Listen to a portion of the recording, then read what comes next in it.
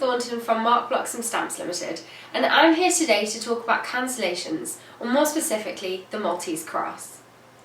The introduction of the adhesive stamp, the penny black, caused new problems for the post office. Covers have been stamped at offices of origin and destination for many years, but it was essential that the post office had a way of cancelling the stamps so that they could not be used again.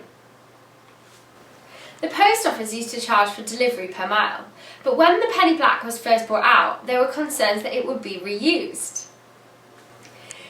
This led to the creation of the first cancellation of the postage stamp, which has become known amongst philatelists as the Maltese cross.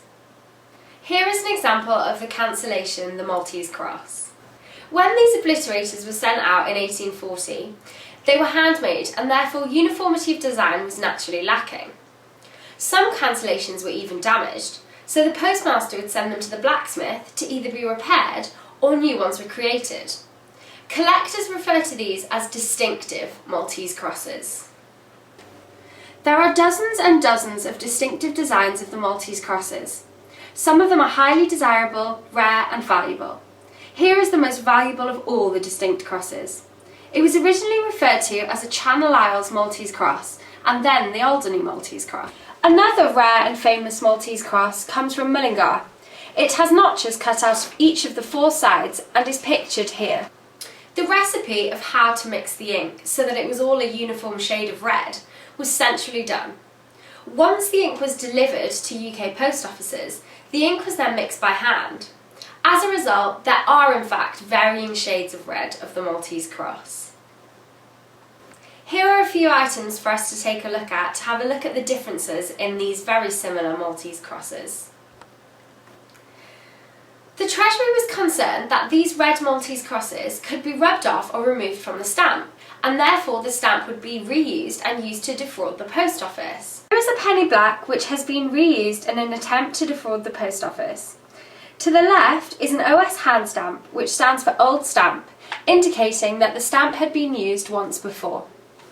As early as 1840, different colours for both the stamps and cancellations were trialled to see if any other combination would work better. Here are some examples of those rainbow trials.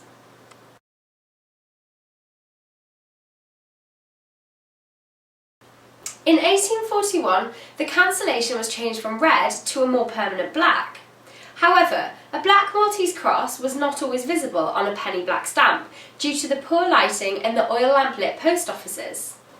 As a result, the colour of the stamp was changed to red, and the penny red was born with a black Maltese cross. Here is an example of that.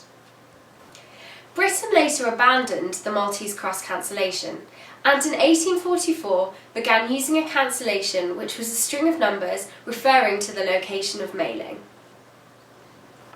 If you are interested in seeing some more Maltese crosses, please visit our website at www.philatelic.co.uk to have a look at some different depictions of the so-called Maltese cross cancellation.